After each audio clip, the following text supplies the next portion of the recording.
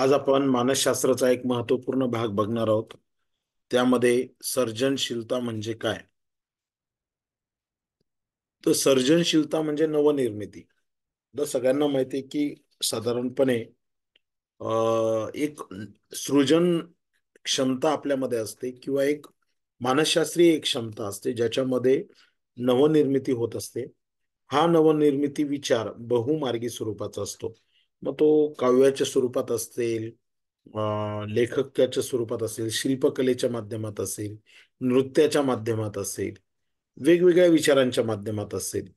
तर याच्यामध्ये साधारणपणे सर्जनशीलता म्हणजे काय असतं? Era saca de तर alder de ese अपसारणी pedal. अपसारी विचारसरणी म्हणजे त्याला सर्जनशीलता असं म्हटलं जातं.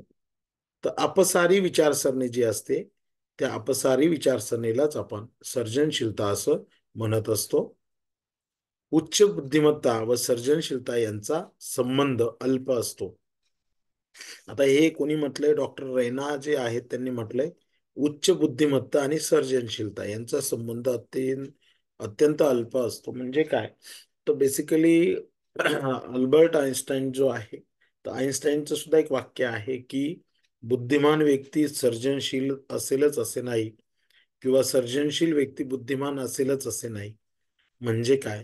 तर ज्याची बुद्धिमत्ता खूप अफाट आहे आणि त्याच्याकडे क्रिएटिव्हिटी राहीलच असं नाही, असा त्याचा अर्थ होतो. म्हणून क्रिएटिव्ह व्यक्ती हा एक वेगळा विभागामध्ये मोडत असतो. सर्जनशीलता काय असते? तर एक नवीन कल्पनांची व संबंधांची निर्मिती करणारी एक महत्वाची कृती आहे. आता या संदर्भात स्पियरमन काय म्हणतो की सर्जनशीलता म्हणजे नवीन ज्ञान नव्या संबंधात रूपांतरित करण्याची व त्यातून नवीन सहसंबंध निर्माण करणारी मनाची शक्ती होय. आता सर्जनशीलतामध्ये काय असतं की एखादं नवीन नॉलेज आपल्याला मिळतं आणि ते नवीन संबंधांमध्ये आपण काय करतो? ट्रान्सफर करत असतो. त्यातून एक नवीन पुन्हा सहसंबंध निर्माण करण्याची एक मनाची शक्ती, तिला आपण साधारणपणे सर्जनशीलता असं म्हणतो. याबाबत आसुबेल असं म्हणतो की जीवन जगताना परिस्थितीशी केलेल्या आंतरक्रिया यांची फलनिष्पत्ती म्हणजे सर्जनशीलता. मग जीवन जगताना परिस्थितीशी केलेल्या आंतरक्रिया यांची फलनिष्पत्ती म्हणजे सर्जनशीलता होय. आसुबेलचं असं म्हणणं आहे. स्पियरमनचं पण असं म्हणणं आहे. स्पियरमनचं वेगळं आहे, तो म्हणतो की नवीन सहसंबंध, आणि आसुबेल असं म्हणतो की परिस्थितीशी केलेल्या आंतरक्रिया यांची आउटपुट यांची फलनिष्पत्ती, त्याला सर्जनशीलता म्हटली. सर्जनशीलतेची काय वैशिष्ट्य आहे? तर व्यापक क्षेत्र आहे. सर्जनशीलतेचं क्षेत्र हे व्यापक असतं. नंतर आहे जन्मजात असते सर्जनशीलता. त्याच्यामध्ये जी नवनिर्मिती होते ती पब्लिक डोमेनमध्ये असते, सार्वजनिक स्वरूपात असते. सार्वजनिक नवनिर्मिती होते. सदर व्यक्ती बुद्धिमान असते जसं नाही. यांचा शालेय प्रावीण्याशी सुद्धा असंबंध असतो. म्हणजे शाळेमध्ये एखादं सर्टिफिकेट मिळवलं आणि मग तो सर्जनशील झाला असा त्याचा अर्थ अजिबात होत नाही. सर्व दिशांनी विचार करणारी प्रक्रिया. सर्जनशील व्यक्ती ही बहुअंगी असते, बहुआयामी असते. ती व्यक्ती सर्व दिशांनी विचार करते. एक संमिश्र मानसिक शक्ती असते. एक कॉम्प्लेक्स मेंटल पॉवर अशा व्यक्तींमध्ये असते. सर्जनशीलतेचे 6 घटक आहेत. एक आहे प्रवाहित्व, दुसरा आहे लवचिकता, तिसरा आहे मौलिकता, चौथा आहे विस्तारपूर्ती, पाचवा आहे पुनर्रचना आणि सहावा आहे समस्या संवेदन क्षमता. आता सर्जनशीलतेचे 6 घटक काय आहे ते आपण आता डिटेलमध्ये समजून घेणार आहोत. तर पहिला घटक जो आहे प्रवाहित्व. तर प्रवाहित्व म्हणजे काय? जशी एखादी नदी असते, नदी जसा आपला प्रवाह कंटिन्यू चालू ठेवत असते, तिला प्रवाहीपणा असतो, फ्लुइडिटी असते. तर त्यामध्ये हे जे सर्जनशील विचार असतात, तर याच्यामध्ये अनेक कल्पना आणि विचार सुचत असतात. दुसरं आहे लवचिकता, त्याला फ्लेक्झिबिलिटी म्हणतो. तर लवचिकता असते, कार्यात तोचतोचपणा नसतो, नाविन्याचा ध्यास असतो. मौलिकता असते, यामध्ये नाविन्य, अपरिचित, असाधारण यांचा समावेश होतो. यासच कल्पनाशक्ती असं म्हणतात. आता यामध्ये काय होतं की नाविन्य, अपरिचित. आता कुठली गोष्ट नवीन जेव्हा असते ती आपल्याला अपरिचित असते आणि ती असाधारण असते. पण जसजसं त्या त्या प्रसंगाच्या किंवा गोष्टीच्या बाबतीत आपण समजून घेतो त्यावेळेस त्याच्यामध्ये परिचितपणा वाढत असतो. आणि असं जे नवीन नवीन काही जे आहे यालाच खऱ्या अर्थाने म्हटलं जातं कल्पना शक्ती. पहिलं पाहिलं आपण तर सर्जनशीलतेचे 6 घटक कोणते? प्रवाहित्व, दुसरा आहे लवचिकता, तिसरा आहे मौलिकता, चौथा आहे विस्तारपूर्ती. गाणे, कविता, योजना पूर्ण करणे म्हणजे विस्तारपूर्ती होय. पुनर्रचना, एखादा प्रचलित दृष्टिकोन वेगळ्या अंगातून समोर आणणे म्हणजे पुनर्रचना होय. रिकन्स्ट्रक्शन म्हणू शकतो आपण त्याला. समस्या संवेदन क्षमता, एखादी समस्या समोर असताना चटकन मार्ग सुचत नाही हा त्याचा अर्थ आहे. समस्या संवेदन क्षमता यांच्यामध्ये असते. तर सर्जनशीलतेचे हे 6 घटक लक्षात ठेवा. प्रवाहित्व, लवचिकता, मौलिकता, विस्तारपूर्ती आणि पुनर्रचना आणि समस्या संवेदन क्षमता. नंतर पुढे आहे सर्जनशील व्यक्तीची लक्षणं काय काय आहेत.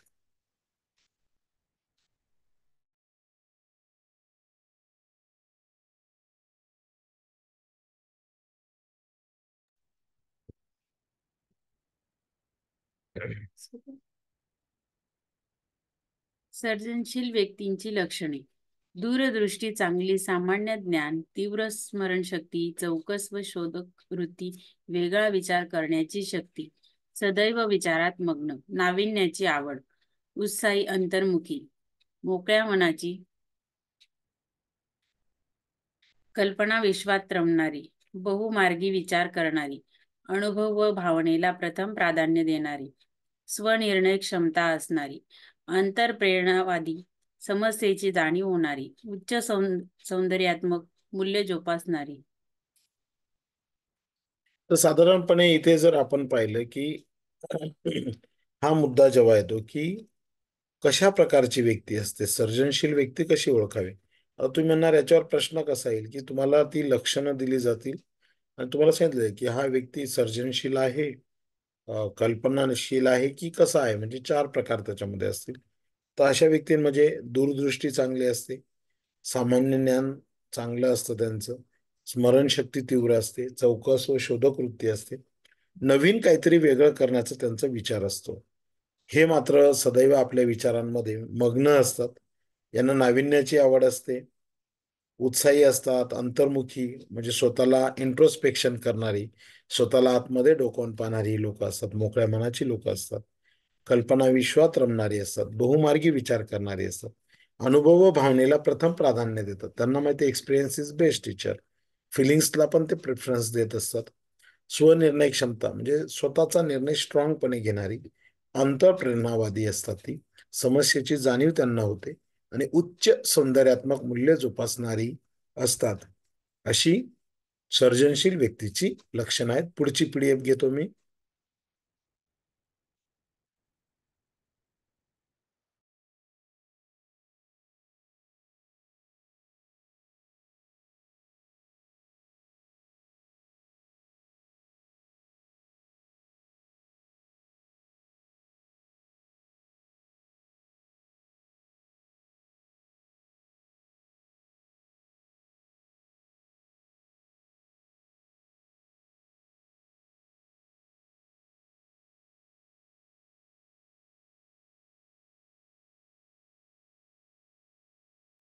पुढचा मुद्दा आहे समायोजन. मॅडम त्याचं वाचन करतील आणि त्यानंतर मी तुम्हाला एक्सप्लेन करून सांगणार आहे.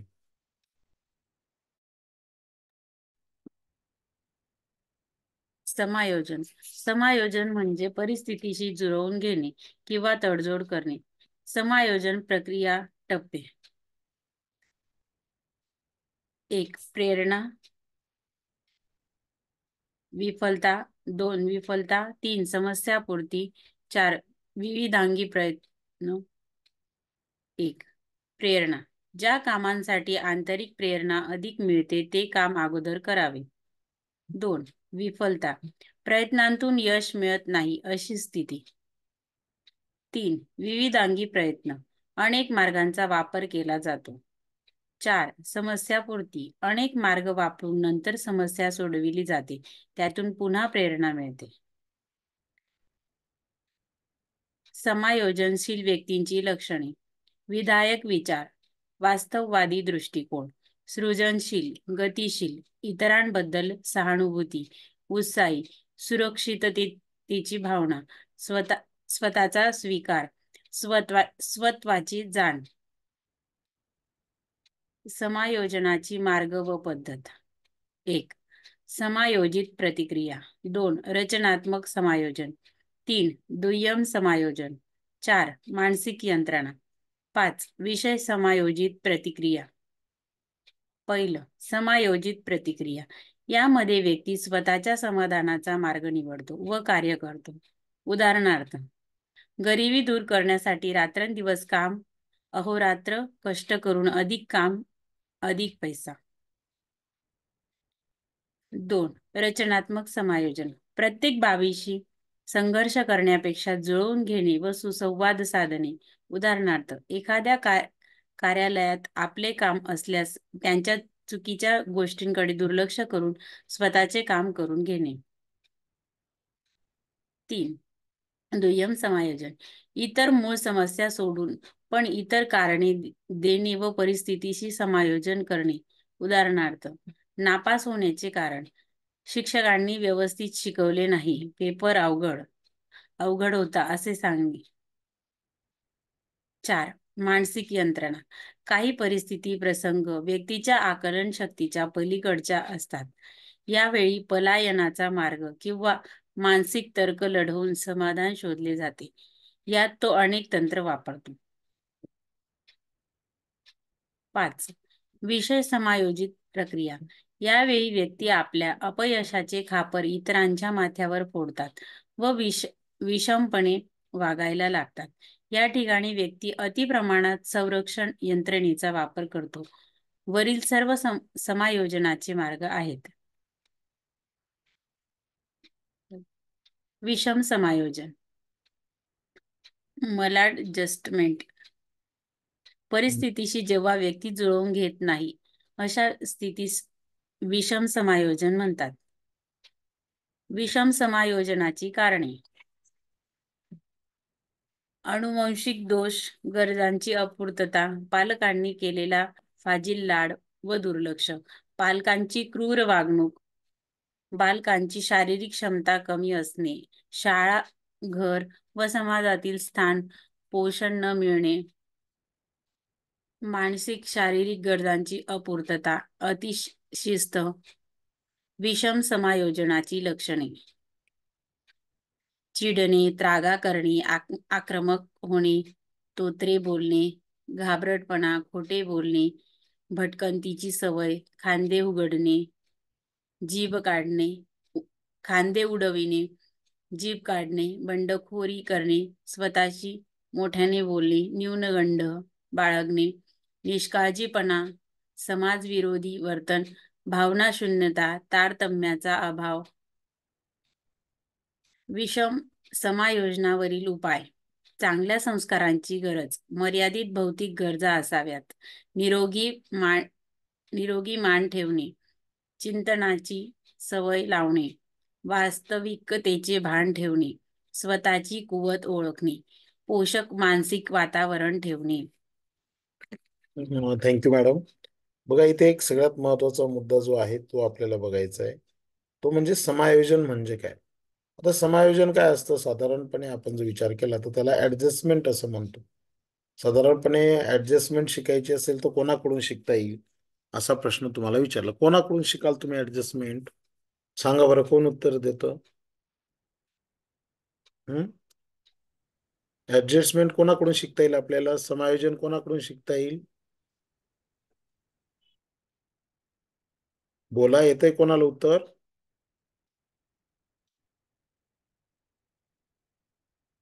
माझा प्रश्न समजला?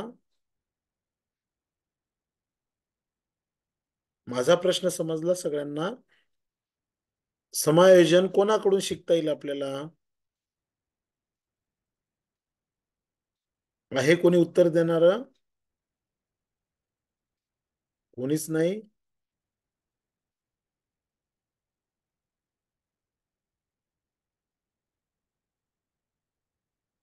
साधा प्रश्न विचारला होता मी. तर समायोजन आपल्याला पाण्याकडून शिकता येईल. तुम्ही पाण्याला बादलीमध्ये ओतलं, बादलीचा आकार, बाटलीमध्ये ओतलं, बाटलीचा आकार, मग्यामध्ये ओतलं, मग्याचा आकार. म्हणजे त्या पाण्याने काय केलं, स्वतः तडजोड केली आणि आहे त्यात ते पाणी काय झालं, ऍडजस्ट झालं. तसं समायोजन म्हणजे काय, तर परिस्थितीशी जुळवून घेणे. मग समायोजन प्रक्रियेचे टप्पे कोणते, तर पहिला आहे मोटिवेशन, दुसरा आहे विफलता, प्रेरणा, विफलता, समस्यापूर्ती, चौथा आहे विविधांगी प्रयत्न. मग प्रेरणा काय, तर ज्या कामांसाठी आंतरिक प्रेरणा अधिक, ते काम अगोदर करावे. आता उदाहरणार्थ तुम्हाला अभ्यास करायचा आहे किंवा तुम्हाला काही अचीव करायचं आहे, तर ज्याची आंतरिक प्रेरणा अधिक मिळते ते काम अगोदर करावे. दुसरा आहे विफलता, प्रयत्नातून यश मिळत नाही अशी स्थिती, त्याला आपण विफलता म्हणतो. विविधांगी प्रयत्न, यामध्ये अनेक मार्गांचा वापर आपण करत असतो. आणि समस्यापूर्ती, अनेक मार्ग वापरून नंतर समस्या सोडवली जाते, त्यातून पुन्हा आपल्याला प्रेरणा मिळत असते. तर हे चक्र पुन्हा पुन्हा चालू असणार आहे. तर हे समायोजनाचे टप्पे आहेत. आपण एखादी गोष्ट करतो त्यासाठी अगोदर प्रेरणा लागते, मग विफलता येते, मग आपण प्रयत्न शोधतो आणि मग समस्यापूर्ती. उदाहरणार्थ मला सायकल चालवायची, मग सायकल चालवायची तर मला कुठेतरी प्रेरणा मिळेल, एक आंतरिक प्रेरणा, नाही नाही मला चालवायची आहे.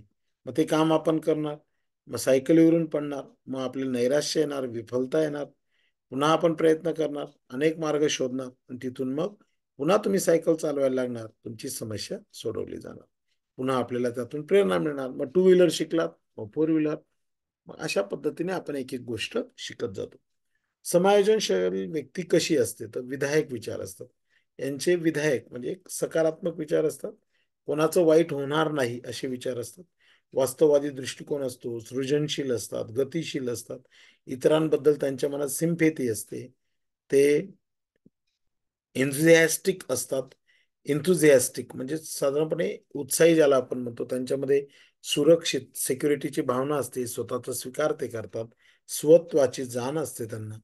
आता समायोजनाचे मार्ग पद्धती कोणत्या आहेत, तर त्यामध्ये समायोजित प्रतिक्रिया, रचनात्मक समायोजन, दुय्यम समायोजन, मानसिक यंत्रणा, विषम समायोजित प्रतिक्रिया. पहिला आहे समायोजित प्रक्रिया.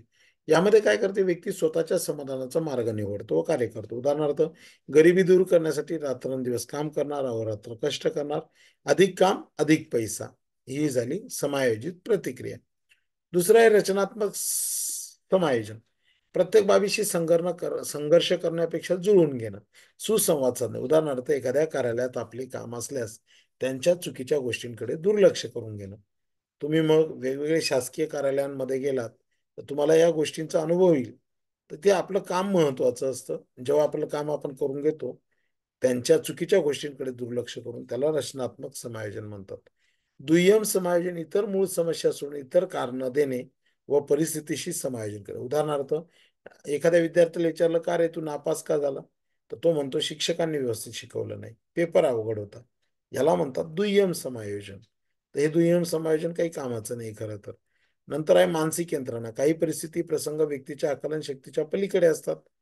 मग यावेळेस पलायनाचा किंवा मानसिक तर्क लढून समाधान शोधले जाते. यामध्ये अनेक तंत्र वापरले जातात. विषम समायोजित प्रक्रिया, यावेळी व्यक्ती आपल्या अपयशाचे खापर मात्र इतरांना ब्लेम करतो, इतरांना फोडतो, विषमपणे वागायला लागतात. या ठिकाणी व्यक्ती अति प्रमाणात संरक्षण यंत्रणेचा वापर करत असते. ही संरक्षण यंत्रणा काय, तर ते पुढचं आपण बघणारच आहोत.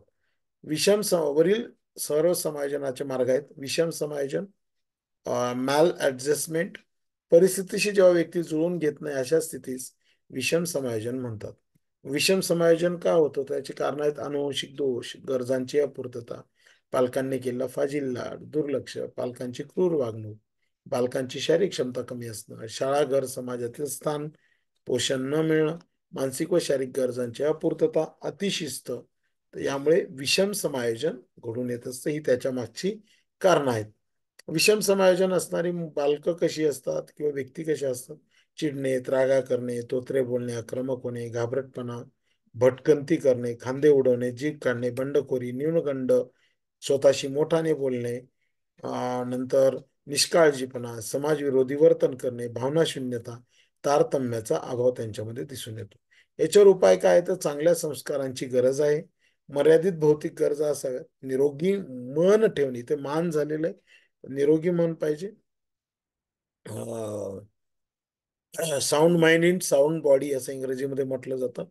चिंतनाची सवय लावणे, वास्तविकतेचे भान ठेवणे, स्वतःची कुवत ओळखणे, पोषक मानसिक वातावरण ठेवणे, हे त्याच्यावरचे उपाय आहेत. आता पुढे बघूया संरक्षण यंत्रणा काय आहे. मॅडम वाचतील, आता कंटिन्यू करतील.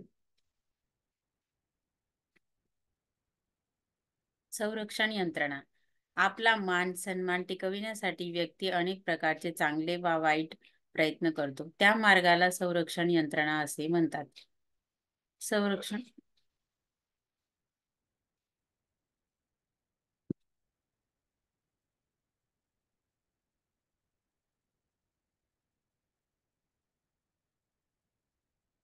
संरक्षण यंत्रणेचे प्रकार. 1. दिवसा दिवसा स्वप्नरंजन. दिवा स्वप्नरंजन. कल्पनेमध्ये स्वप्नांमध्ये स्वतःच्या इच्छा व अतृप्त इच्छा पूर्ण करणे. उदाहरणार्थ, आपण राष्ट्रपती झालो, माझा वर्गात पहिला नंबर आला, मी टीईटी पास झालो. 2. दमन. समाजाला स्वतःला धोकादायक व प्रतिष्ठेला धक्का पोहोचणारे विचार मनात दाबून ठेवणे. उदाहरणार्थ, विस्मरण होणे, उगाचच अवास्तव स्वप्न पडणे, झोपेत चालणे. 3.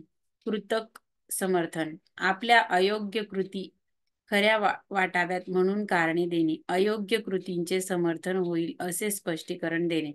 उदाहरणार्थ, शाळेत उशीर झाला तर आई आजारी आहे असे सांगणे. 4. विस्थापन. एका प्रसंगाचा राग दुसऱ्या प्रसंगात दुसरीकडे काढणे.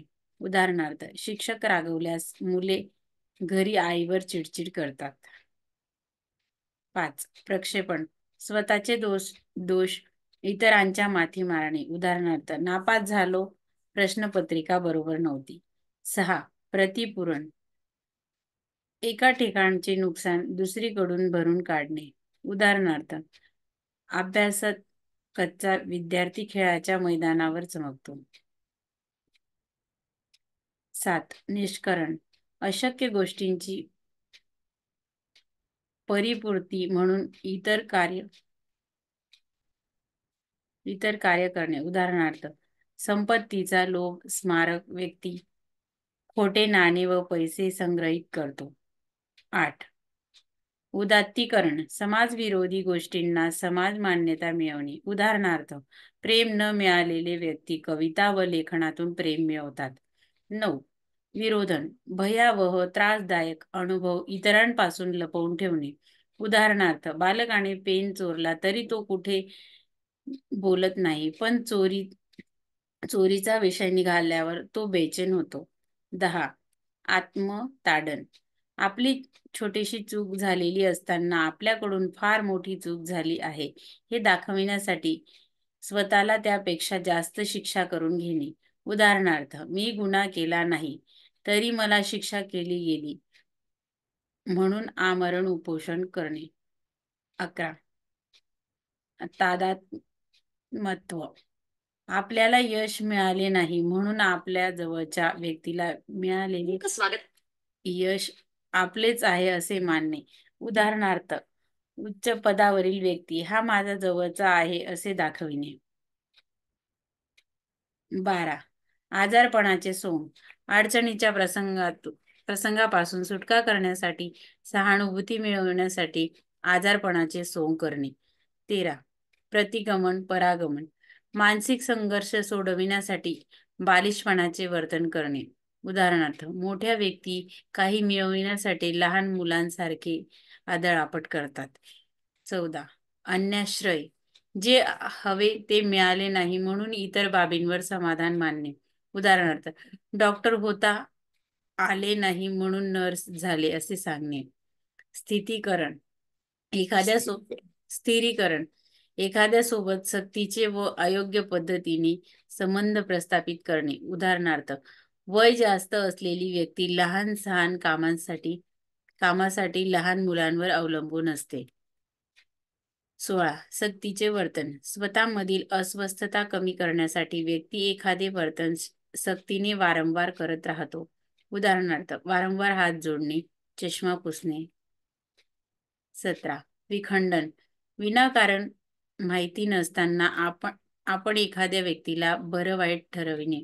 उदाहरणार्थ, शिक्षक मागील बाकावर बसलेल्या मुलांना खोडकर व ढ समजतात. 18. प्रतिक्रियाकरण.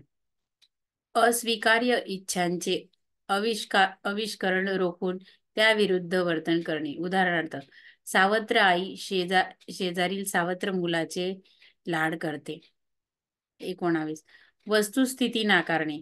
सत्य परिस्थिती माहीत असून सुद्धा तिचा स्वीकार न करणे. उदाहरणार्थ, दारुडा मनुष्य दारूचे दुष्परिणाम स्वीकारत नाही.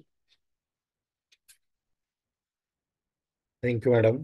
बघा आता याच्यामध्ये सगळ्यात महत्वाचा मुद्दा काय आहे, तर ही संरक्षण यंत्रणा काय आहे, ती कशी राबवत असतो आपण, आपल्या मनाला आपण विचारू शकतो. तर याच्यामध्ये बघा सगळ्यात महत्वाचं, प्रत्येकाच्या बाबतीत ह्या गोष्टी घडत असतात.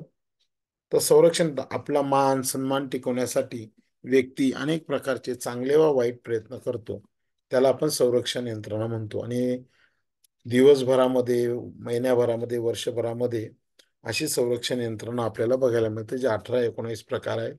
पहिला आहे दिवा स्वप्न स्वप्नरंजन. कल्पनेमध्ये, झोपेमध्ये, स्वप्नामध्ये स्वतःच्या इच्छा, अतृप्त इच्छा पूर्ण करणे. मी राष्ट्रपती झालो, मी टीईटी पास झालो, मी शिक्षक झालो, असं आपल्याला वाटतं, त्याला दिवा स्वप्न किंवा स्वप्नरंजन म्हणतात. दमन. समाजाला, स्वतःला धोकादायक व प्रतिष्ठेला धक्का पोचणारे विचार मनात दाबून ठेवणे. उदाहरणार्थ, विस्मरण होणे, उगाचच अवास्तव स्वप्न पडणे, झोपेत चालणे. बरोबर आहे की नाही? तर असे विचार मनात दाबून जे टाकले जातात त्याला दमन असं म्हणतात. कृतक समर्थन.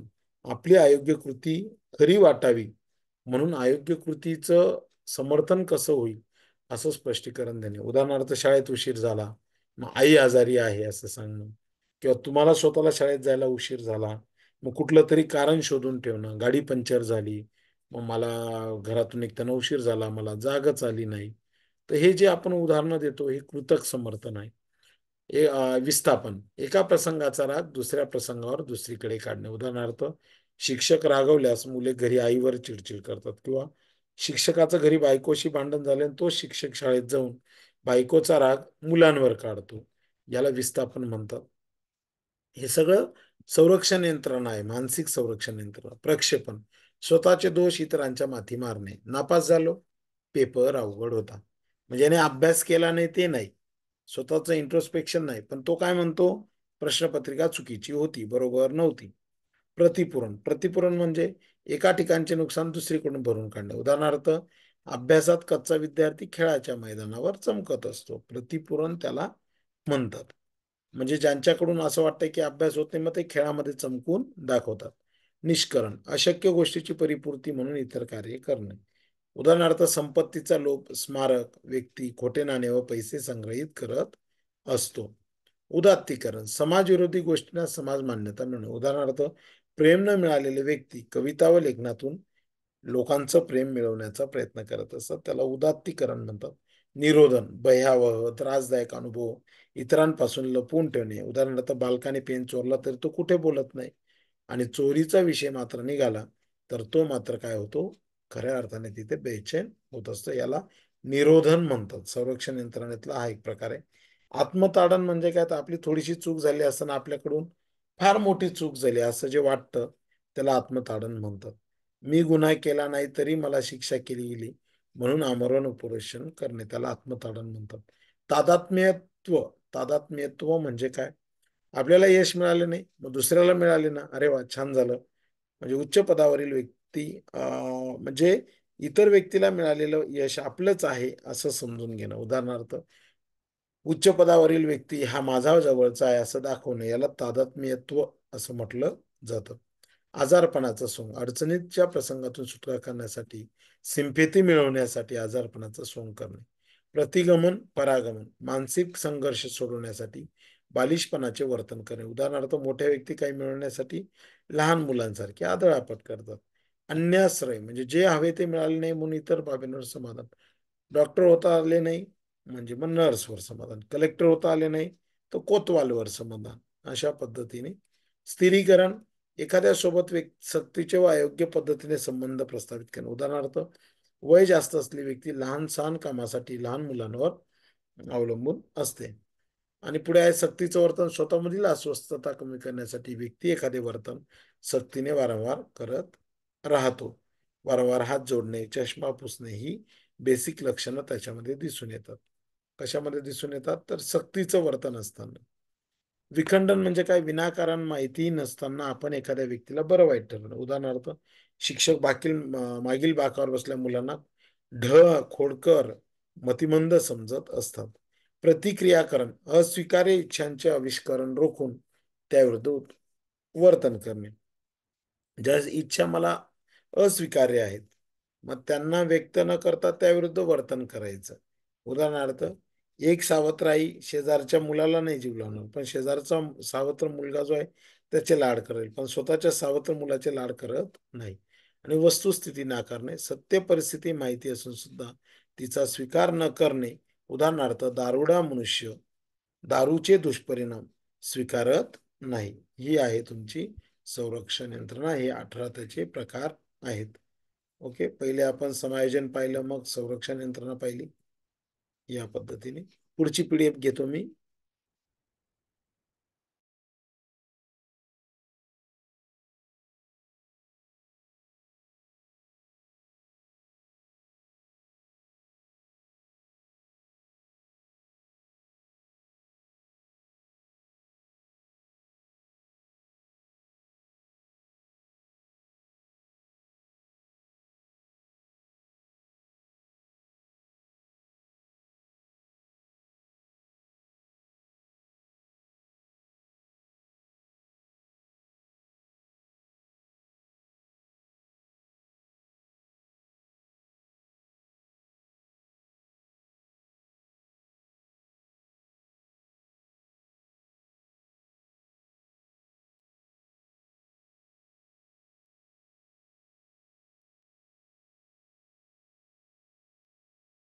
आता थोडे काही प्रश्न उत्तर आपण घेऊया.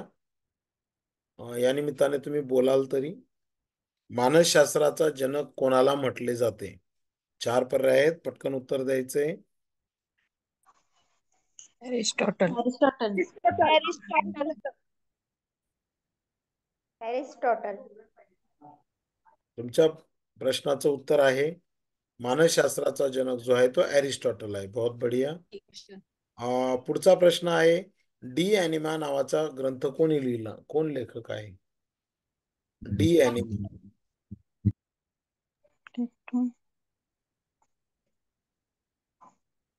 हे शिकवलंय आपण, ऑलरेडी झालेलं आहे. याच्या पीडीएफ पण तुमच्यापर्यंत आलेल्या आहेत.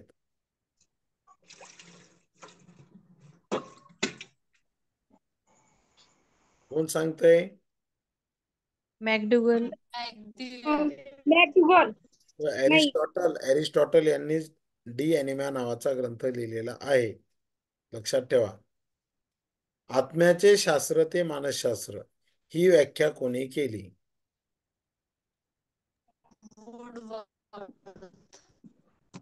एरिस्टॉटल. अगदी बरोबर, एरिस्टॉटलनेच केलेली आहे. सायकोलॉजी इज काय म्हणतो त्याला आपण? शास्त्राला एक शब्द आहे, psychology is science of soul. आत्म्याचं शास्त्र ते मानसशास्त्र. हे बघा, तिन्ही प्रश्न एरिस्टॉटलचे होते. मानसशास्त्राचा जनक एरिस्टॉटल, डी ॲनिमा एरिस्टॉटल, आत्म्याचे शास्त्र मानसशास्त्र एरिस्टॉटल. पुढचा प्रश्न, अंतर्मुख होऊन स्वतःचा अनुभवाचं निरीक्षण करणं ही कोणती पद्धत आहे? आत्मनिरीक्षण. हा, आता बरोबर. आत्मनिरीक्षण. इंट्रोस्पेक्शन म्हणतात, आत्मनिरीक्षण. पर्याय सी. वर्तन अभ्यास पद्धतीमधील शास्त्रीय पद्धत कोणती?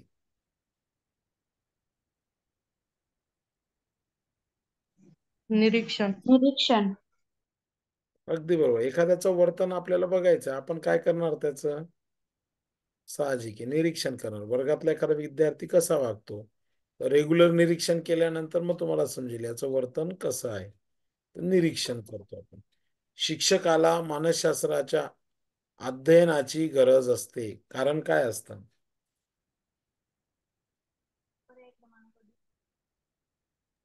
डी.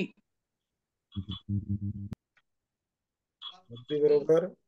कारण त्याला परिणामकारक अध्ययन करायचं असतं, विद्यार्थ्यांना संपन्न अनुभव द्यायचे असतात, उत्तम नागरिक घडवायचा असतो. मग सगळं घडवायचं असतं, म्हणून शिक्षकाला मानसशास्त्राच्या अध्ययनाची लर्निंगची गरज असते. रिपब्लिक हा ग्रंथ कोणी लिहिला?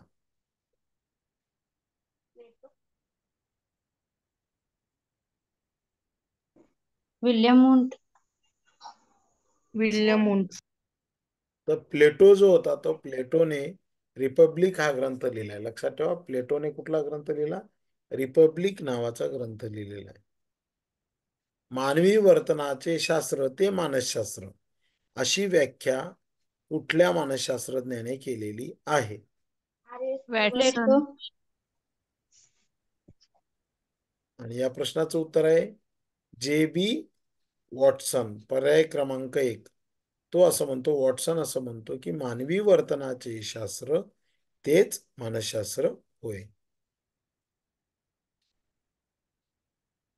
पुढे आहे शिक्षण प्रक्रियेची वैशिष्ट्ये कोणती? अखंडपणे चालणारी क्रिया, स्वयंस्फूर्त प्रक्रिया, नैसर्गिक व सहज प्रक्रिया. अखंडपणे चालणारी प्रक्रिया. डी. तर शिक्षण प्रक्रिया कशी आहे? अखंडपणे चालते. स्वयंस्फूर्त का म्हटलंय? तर फळा पुस्तक शिक्षकाने शिकवलं मग शिक्षण होईल अशातला भाग नाही. औपचारिक पण शिक्षण होत असतं, अनौपचारिक पण शिक्षण होत असतं. आणि शिक्षण नैसर्गिक आणि सहज प्रक्रिया आहे, म्हणजे तिन्ही गोष्टी आहेत. तर ही वैशिष्ट्ये आहेत. भौतिक शास्त्राने केलेल्या प्रगतीने प्रभावित होऊन 1879 मध्ये लिप्झिग विद्यापीठात मानसशास्त्रीय प्रयोगशाळा कोणी सुरू केली? William Wundt. अगदी बरोबर, विल्यम वुंट यांनी. जर्मनीचं लिप्झिग नावाचं विद्यापीठ आहे, तिथे 1879 मध्ये मानसशास्त्रीय प्रयोगशाळा सुरू केली. William won't.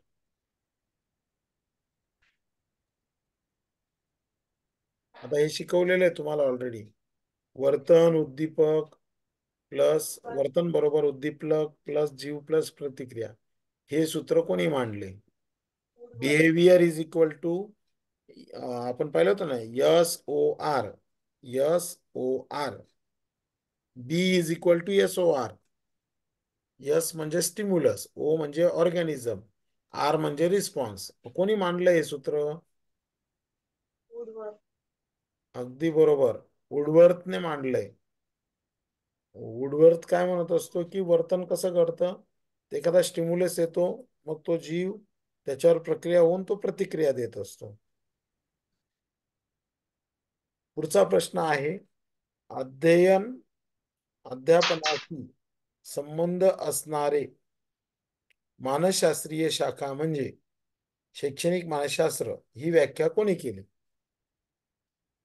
अध्यापनाशी संबंध असणारी मानसशास्त्रीय शाखा म्हणजे, ही व्याख्या कोणी केली?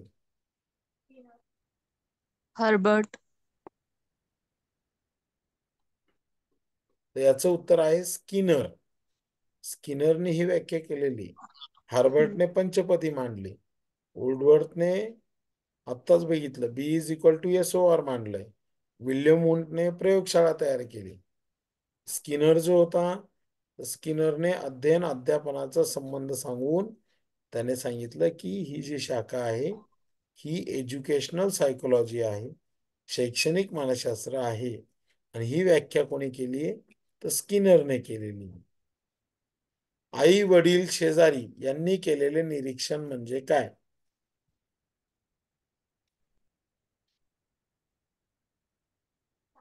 बाह्य निरीक्षण. तर याला सामान्य निरीक्षण असं म्हणतात. बरोबर आहे की नाही? एकंदरीत आपण बघितलं असेल की एखादा मुलगा आहे, आई वडील शेजारी काय करतात? त्यातून एक सामान्य निरीक्षण करतात, आमचा मुलगा खोडकर आहे. मग शेजारी पण म्हणतात, हा ना, हा नेहमी खोड्या करत राहतो. म्हणजे हे सामान्य निरीक्षण झालेलं आहे.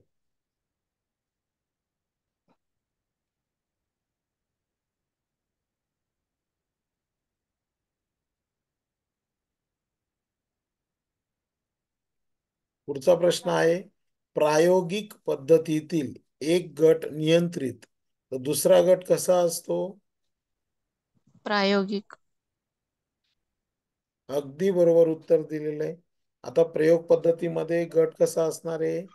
प्रायोगिक असणार आहे. म्हणून प्रायोगिक पद्धतीतील एक गट नियंत्रित असतो, तर दुसरा गट हा प्रायोगिक असतो. पुढचा प्रश्न. सुप्रसिद्ध व्यक्तींचा अभ्यास करण्यासाठी वापरली जाणारी पद्धत कोणती?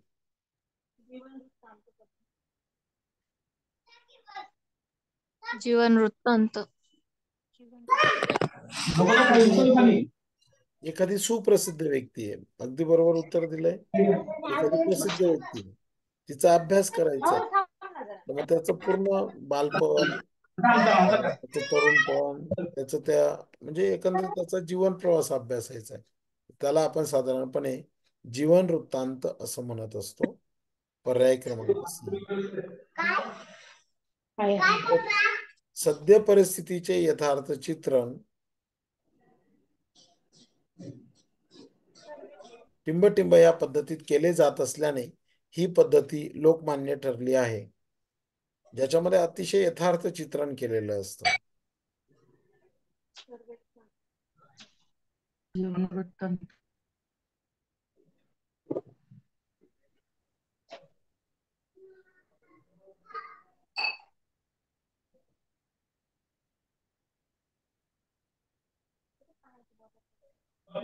सांगा उत्तर. प्रायोगिक. याचं आहे सर्वेक्षण.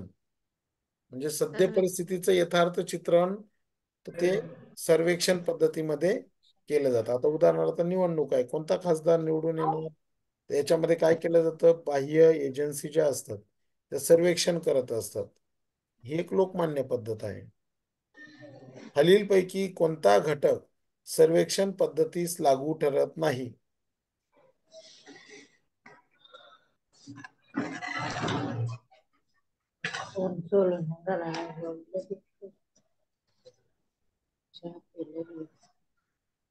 खालीलपैकी कोणता घटक सर्वेक्षण पद्धतीस लागू ठरत नाही?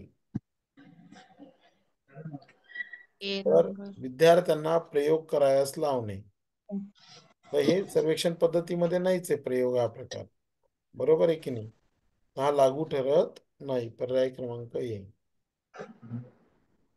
प्रायोगिक पद्धतीचे वैशिष्ट्य काय आहे?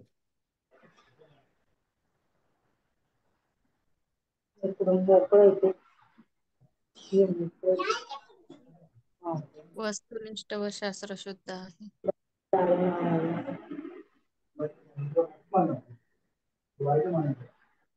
प्रायोगिक पद्धतीचे वैशिष्ट्य आहे.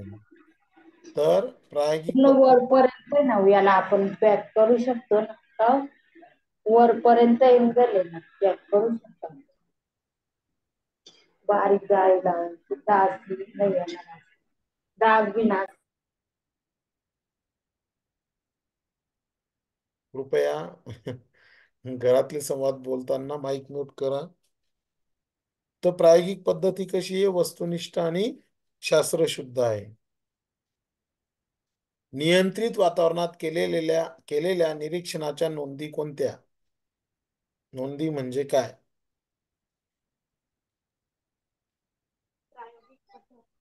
कंट्रोल गट असतो तिथे निरीक्षण केलं जातं, त्याला काय म्हणतात?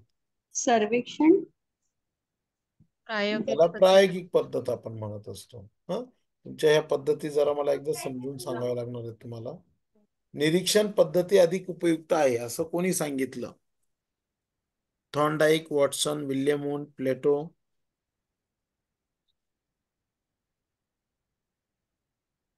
तर याचं उत्तर आहे वॉटसन. वॉटसन असं म्हणतो की निरीक्षण पद्धती अधिक उपयुक्त आहे.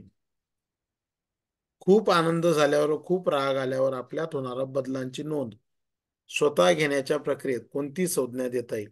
म्हणजे मला राग आलाय, मग मी नोंद करायची. मला आनंद झाला, मी नोंद करायची. मग काय म्हणतात त्याला? आत्मनिरीक्षण. आत्मनिरीक्षण. साहजिक आहे, त्याला आपण आत्मनिरीक्षणच म्हणणार. कारण जो काही बदल होतोय तो माझ्याकडून होतोय, माझ्यामध्ये होतोय. आत्मनिरीक्षण पद्धतीचे तोटे काय?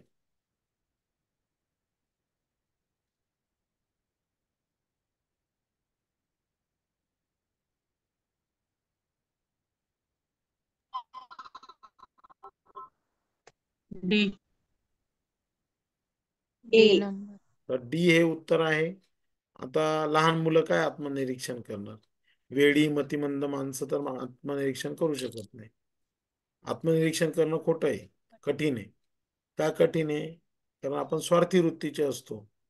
आत्मनिरीक्षण करताना नेहमी आपण कोणाच्या बाजूने विचार करतो? फक्त कोणाच्या बाजूने विचार करतो आपण? स्वतःच्या. स्वतःच्याच बाजूने. म्हणजे आपली जरी चुकी राहिली तरी आपण काय म्हणतो, नाही नाही, माझंच बरोबर आहे. मग आत्मनिरीक्षण होईल का बरोबर? नाही. म्हणजे कुठेतरी चुकतंय. आणि सगळेच निष्कर्ष विश्वासार्ह नसतात. आता तुम्हाला मी सांगितलं, ज्या 17 लोक जॉईंट आहेत, चला आत्मनिरीक्षण करा, आणि तुम्हाला निष्कर्ष विचारले. आता तुम्ही आत्मनिरीक्षण केल्यानंतर मनात असल्या निष्कर्ष आणि व्यक्त करताना सार्वजनिक ठिकाणी सांगताना सांगितलेला निष्कर्ष यामध्ये बदल असू शकतो. कारण मग तिथे पुन्हा तुमचं मन सांगतंय, नाही तू सार्वजनिक बोलतोय, मग तू खरं खरं सांगू नको. सगळेच गांधीजी बनू शकत नाही, लक्षात ठेवा. सगळेच विनोबा भावे नाही बनू शकत, कारण त्यांचं आत्मनिरीक्षण स्ट्रॉंग होतं. जे होतं ते जगासमोर त्यांनी मांडलं. नैसर्गिक परिस्थितीत व्यक्तीच्या वर्तनाचं केलेलं निरीक्षण. नॅचरली एखाद्या व्यक्तीचं आपल्याला निरीक्षण, जसं नॅचरल फोटोग्राफ काढता ना तुम्ही डीपीला ठेवायला, नॅचरल फोटो त्याला म्हणतात. तसं नॅचरल वर्तन मग काय म्हणतात, कोणतं निरीक्षण म्हणतात त्याला? बाह्य निरीक्षण. त्याला बाह्य निरीक्षण म्हणतात. अगदी बरोबर. आत्मनिरीक्षण पद्धतीचा फायदा काय आहे?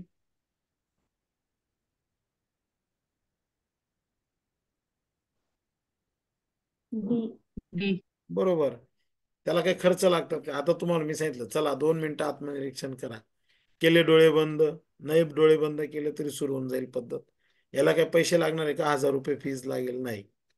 हा, आत्मदोष कमी करू शकतात तुम्ही.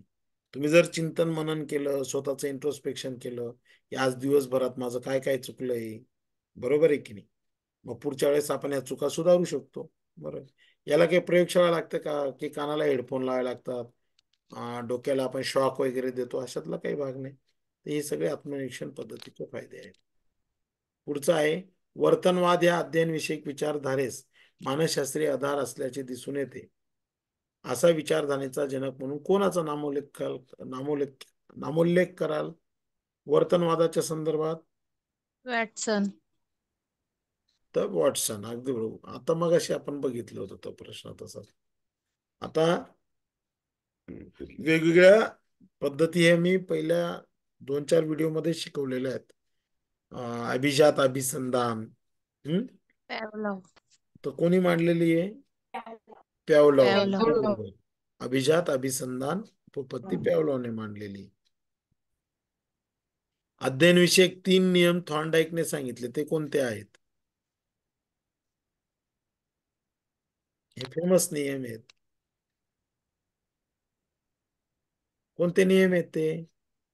D number. वरील पैकी सर्व. थॉर्नडाईक काय म्हणतो? एक तयारीचा नियम असतो, एक परिणामाचा नियम असतो, आणि एक पुनरावृत्तीचा नियम असतो. आपण काय करतो? सायकल शिकतो म्हणजे तयारी करतो. मग परिणाम, जर तुम्ही सायकलीवरून पडले तर मग तुम्ही सायकल शिकण्यासाठी अडचण निर्माण होईल, तुम्ही कंटाळा कराल. एकदा पडले, दोनदा पडले, तिसऱ्यांदा पुन्हा प्रयत्न केला, तुम्हाला आनंद होईल, अरे मला सायकल यायला लागली. इतका परिणाम छान होईल की तुम्ही पुनरावृत्ती कराल, आणि पुनरावृत्ती केलं तर काय होईल?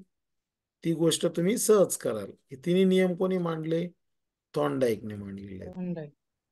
अध्ययन विषयक उपपत्ती मांडण्याचा पहिला बहुमान कोणाला जातो?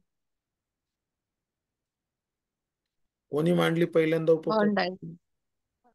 तर थॉर्नडाईकने मांडलेली. अगदी बरोबर. छान मॅडम, बहुत बढिया. अध्ययन वक्राचे शैक्षणिक महत्व काय आहे?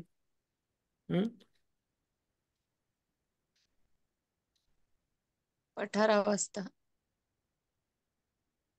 तर पठारावस्था. बरोबर आहे की नाही? हे वेगळे टप्पे आपल्याला अभ्यासाला मिळतात. मग एकदा पठारावस्था येते, तिथे थांबून जातो आपण आयुष्यामध्ये. मग ते अभ्यास राहो, कुठलीही गोष्ट राहो, तर ती पठारावस्था टाळता आली पाहिजे. एखादे कौशल्य संपादन विद्यार्थ्याचे प्रयत्न, त्याची प्रगती यांच्यातील परस्पर संबंध ज्याच्या मदतीने समजतात त्याला काय म्हणतात? म्हणजे एखाद्या विद्यार्थ्याने एखादं स्किल मिळवलं, त्याने काय प्रयत्न केले, त्याची प्रगती काय झाली, तर त्याला म्हटलं जातं अध्ययन वक्र म्हणतात त्याला. आवर्तनाच्या परिणामी तर कौशल्य वाढीस लागते. म्हणजे पुन्हा पुन्हा एखादी गोष्ट तुम्ही प्रॅक्टिस मेक्स मॅन परफेक्ट जसं म्हणतात, पुन्हा पुन्हा गोष्टी घडत गेल्या की मनुष्य काय होतो, त्याच्यामध्ये कौशल्य प्राप्त करतो. समायोजन म्हणजे काय, आता शिकवलं मी तुम्हाला. परिस्थितीशी मिळत्या जुळत्या घेणे. बरोबर, बहुत बढिया. टिंब टिंब ही प्रक्रिया सातत्याने चालणारी आहे. अध्ययन. अगदी बरोबर. लर्निंग हे शेवटपर्यंत चालेल. अध्ययन प्रक्रिया कशी आहे? वरील पैकी सर्व. अगदी बरोबर. अजन्म चालते, हळूहळू चालते, सहेतुक आहे. मुलगा पोहायला शिकतो, सर्कशीतील हत्ती घंटा वाजवतो, हे काय आहे?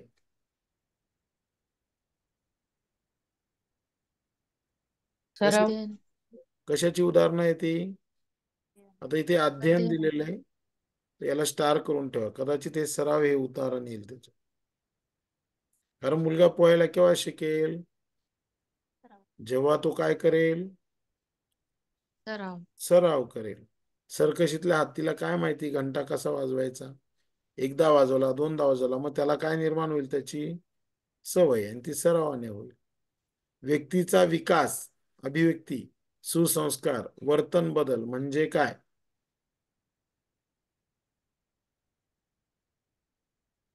अध्ययन. तर शिक्षण. आता अध्ययन एक पार्ट झाला, शिक्षण हा मोठा पार्ट झाला ना. शिक्षणाला व्यापक व्यापक संज्ञा आहे ना शिक्षण. हो, शिक्षक. खालीलपैकी कोणते एक जीवन वृत्तांत पद्धतीचे वैशिष्ट्य आहे असे म्हणता येणार नाही? आपण नाही का आता बघितलं सुप्रसिद्ध व्यक्तींचं बालपण, त्यांचं तरुणपण, मग काय काय केलं, म्हातारपण. तो कोणतं वैशिष्ट्य आहे असं म्हणता येणार नाही. तर वेळ खाऊ आणि खर्चिक आहे असे म्हणता येणार. खालीलपैकी कोणते एक जीवन वृत्तांत पद्धतीचं वैशिष्ट्य आहे असे म्हणता येणार नाही. म्हणजे वेळखाऊ आणि खर्चिक असे म्हणता येणार नाही. अभिजात अभिसंधान यामुळे काय होतं?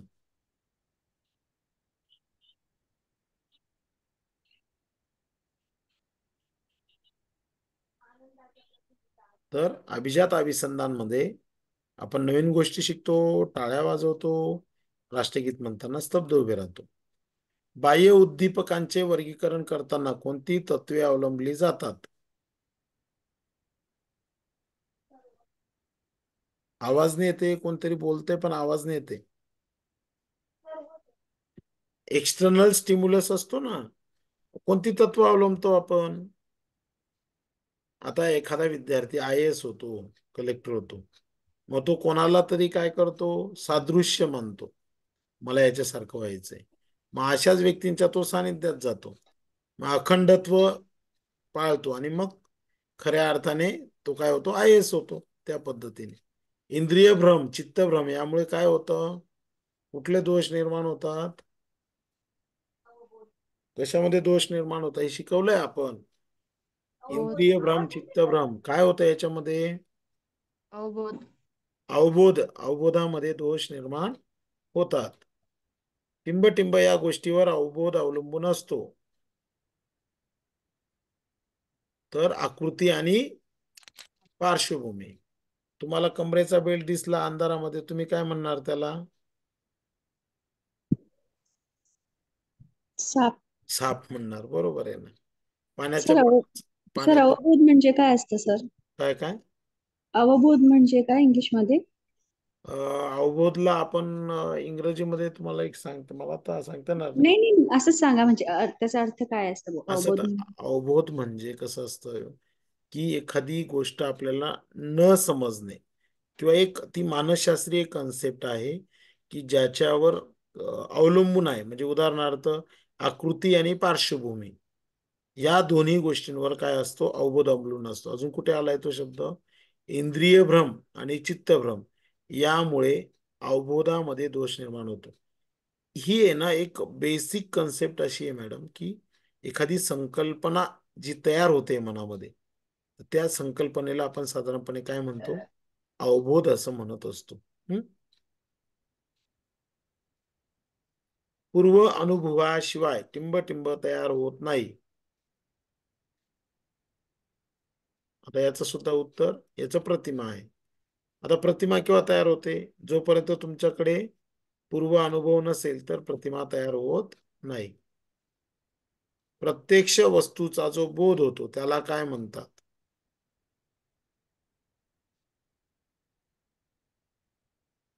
हे आपलं पहिल्या दुसऱ्या लेक्चरला झालेलं आहे. याला अवबोध म्हणतो. मॅडम, हा हॅलो, सर. हा सर. हा सर. प्रश्नाचं उत्तर आलं बघा. हा हा. प्रत्यक्ष वस्तूचा जो बोध होतो त्याला अवबोध म्हणतो आपण. आणि सर म्हणजे मग तर तुम्ही जे बोलले ते की बुवा आपण बेल्ट पाहिला तर आपल्याला साप वाटतो, पण मग तो बोध आणि अवबोध म्हणजे हे बघा, परत. प्रत्यक्ष वस्तूचा जो बोध होतो. आता बोध झाला, तर माझ्याकडे लॅपटॉप आहे, मला माहिती आहे की हा लॅपटॉप आहे, म्हणजे मला समजलं अवबोध आहे, म्हणजे हम्म. बोध झाला. पण मग अवबोधामध्ये अडथळा केव्हा तयार होईल? हम्म. इंद्रिय भ्रम आणि चित्तभ्रम झाला. हम्म. तर इंद्रिय भ्रम म्हणजे काय?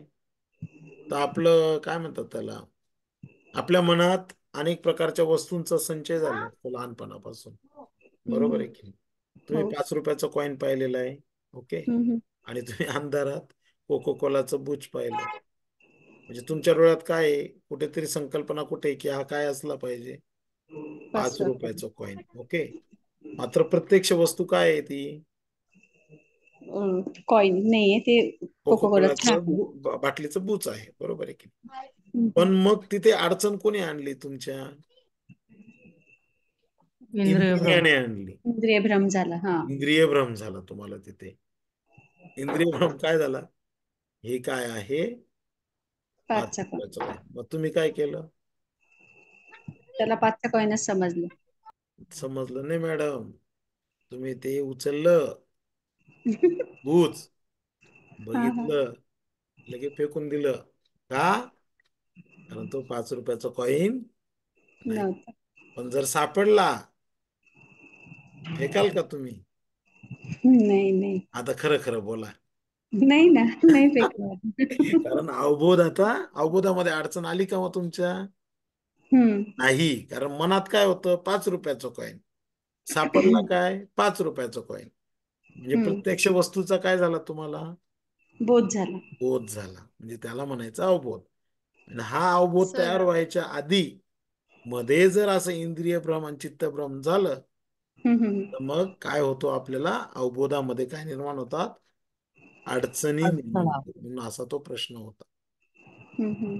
आणि अवबोध सर कशावर अवलंबून असतो? हम्म. बोला मॅडम. संवेदनेला जेव्हा अर्थ प्राप्त होतो तेव्हा अवबोध अवबोध होतो तयार असं. होतो, बरोबर. त्या संवेदनेला अर्थ. आता हे बघा, ही एक मानसशास्त्रीय कन्सेप्ट आहे. ती लवकर समजावी म्हणून मी कॉईनचं उदाहरण दिलं. आता हे याच्या बरोबर. अनेक बारीक बारीक बारीक बारीक याच्यामध्ये बारकावे आहेत. आपण थोडं डिटेलमध्ये गेलो तर अजून लक्षात येईल आपल्याला. आता बघा, इथं काय म्हटलंय?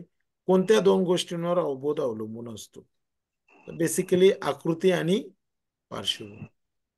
तुमचा 10वीचा मित्र किंवा मैत्रीण तुम्हाला पाठमोरी जाताना दिसले, तर लगेच तुमच्या मनामध्ये अशी शंकेची पाल चुकचुकते, अरे हा तोच असला पाहिजे किंवा हा तीच असली पाहिजे. आणि ज्यावेळेस तुम्ही हात लावतात आणि आवाज देतात आणि खरंच तो निघाला, तर तुमचं खऱ्या अर्थाने ते भाग्य की यस, म्हणजे माझ्या अवबोधामध्ये काही अडचण नाही. पण मग जर इंद्रिय भ्रम झाला, तो दुसराच व्यक्ती निघाला, कारण आपण पाठीच्या मागच्या बाजूने त्याला पाहिलं ना. तर या पद्धतीने हे लक्षात ठेवायचं आहे. अतिशय छान. संवेदनाला अर्थ प्राप्त होतो तेव्हा त्याला अवबोध म्हणतात. समोरच्या व्यक्तीचं दुःख पाहिलं आणि आपल्याला पाणी आलं, तर कशामुळे होतंय? सहानुभूती. सहानुभूती. अनुभूतीमुळे, साहजिक. कल्पना ही माणसाला मिळालेली काय आहे?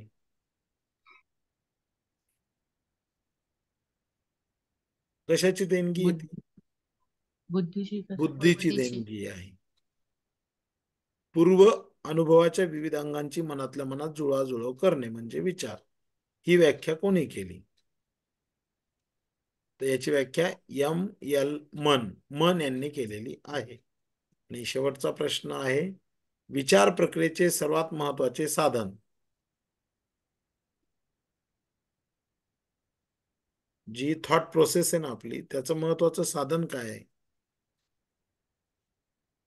संबोध आणि संकल्पना. अनुभव. अगदी बरोबर, संबोध आणि संकल्पना. बरोबर आहे. संबोध क्लिअर झाले तर विचार प्रक्रिया सुरू होईल ना आपली. सगळे संबोध, आपले संबोध कधी क्लिअर होतात? जन्माला आल्याबरोबर संबोध क्लिअर होतात का? नाही. तुम्हाला सांगतो, तुम्ही आयुष्यभर शिक्षण घ्या, एखादी अशी संकल्पना असते ना, ती विशिष्ट वेळेलाच आपल्याला समजते. काही गोष्टी आहे ना, म्हणजे त्या लेवलला गेल्यानंतर समजतात किंवा त्या वयोगटात गेल्यानंतर समजतात. हा एक भाग झाला. किंवा तसं समजून घेणारा लवकर मिळत नाही, समजून सांगणारा, किंवा तसं पुस्तक आपल्यापर्यंत येत नाही, किंवा तशी कन्सेप्ट आपल्यापर्यंत येत नाही. म्हणून विचार प्रक्रियेचं सगळ्यात महत्वाचं साधन आहे संबोध आणि संकल्पना. संबोध निर्मिती स्पष्ट झाली नाही तर काय होईल? काय होणार नाही मग? आकलन होणार नाही. आकलन. हा जे नक्की ना, आकलन होईल का आपलं? नाही. असे आपण 50 प्रश्न पाहिले. ओके. सो आता सर एकदा संबोध म्हणजे पण सांगा ना काय असतं? संबोध म्हणजे एक, ज्याला आपण म्हणूया, हे बघ, एक मूर्त संबोध असतो आणि एक अमूर्त संबोध असतो. आपला संबोध केव्हा क्लिअर होतो? जेव्हा त्याला एखाद्या उदाहरणाची जोड मिळते. आता तुम्ही पहिलीच्या, समजा तुम्ही ज्युनियर KG ला आहात. ओके. ज्युनियर KG ला गेल्यानंतर तुम्हाला फळ्यावर टीचरने काय केलं? एक चित्र काढून दिलं. 4 पाय आहेत त्या प्राण्याला आणि 2 शिंग आहेत. बरोबर आहे की नाही? आणि त्या मुलाला सांगितलं हे काय आहे, तर तो काय सांगेल? फक्त हे काहीतरी आहे एवढंच सांगेल. मग त्या टीचरने काय सांगितलं त्याला? काय सांगितलं असेल? ॲनिमल आहे, हा गाय आहे, गाय. काऊ आहे. हा बरं, गाय, गाय सांगितलं. म्हणजे त्याच्या मनात एक संबोध तयार झाला. काय तयार झाला? ही गाय आहे. मग तो थांबला का तो मुलगा? नाही. मग तो घरी गेला, आणि घरी गेल्यावर मग त्याला रस्त्याने काय दिसली? तसा प्राणी दिसला. आता नेमका तो प्राणी होता बैल. मग आईला तो म्हणाला की मॅडमने मला काय सांगितलं? ही गाय म्हणून. गाय. आणि तू म्हणते हा बैल आहे. बरोबर आहे की नाही? किंवा मग हत्ती असेल, किंवा अजून एखादा प्राणी असेल. म्हणजे तो जो संबोध आहे, ती जी एखादी कन्सेप्ट असते ना, त्याला खऱ्या अर्थाने संबोध असं आपण म्हणत असतो. तुमचं एकदा मी पुन्हा, हे बघा, कल्पना, संबोध, प्रतिमा, अवबोध, संवेदना, समायोजन, प्रेरणा, आत्मनिरीक्षण, त्याच्यानंतर ह्या ज्या छोट्या छोट्या गोष्टी आहेत ना, याचं एक लेक्चर मी घेतो, तुम्हाला एकदा व्यवस्थितरित्या समजून सांग. कारण ह्या ज्या गोष्टी आहेत ना, they are related to each other. अवबोध केव्हा तयार होतो, संबोध केव्हा तयार होतो, किंवा पूर्वानुभवाचा याच्याशी काय संबंध आहे, ते वाटल्यास मी उद्याच्या लेक्चरमध्ये तुम्हाला अजून डिटेलमध्ये समजून सांगतो. चालेल? ठीक. Okay sir, thank you sir. चला, good night. Thank you sir. Okay, good thank you. Night. Hello hello, गेले का सगळे? आहे सर. आहेत आहेत. हा, तुम्हाला सगळ्यांना नवीन मराठी वर्षाच्या खूप साऱ्या शुभेच्छा. सर तुम्हाला तुम्हाला पण हॅपी. येणाऱ्या, माझं पूर्ण होऊन जाऊ द्या मॅडम. तुम्हाला येणाऱ्या या नवीन वर्षामध्ये यश संपादन करता येऊ, तुम्हाला चांगलं यश मिळो. त्याच्यानंतर तुमचं कुटुंब सुखी राहो, आणि तुमच्या ज्या इच्छा, आकांक्षा काय काय असतील, जेवढ्या तुमच्या विश असतील त्या पूर्ण हो, यासाठी तुम्हाला खूप साऱ्या कोठावदे कुटुंबाकडून, माझ्याकडून वैयक्तिकरित्या खूप साऱ्या शुभेच्छा. थँक्यू. मॅडम आता बोलू शकतात. सर तुम्हाला पण खूप खूप शुभेच्छा. थँक्यू. थँक्यू.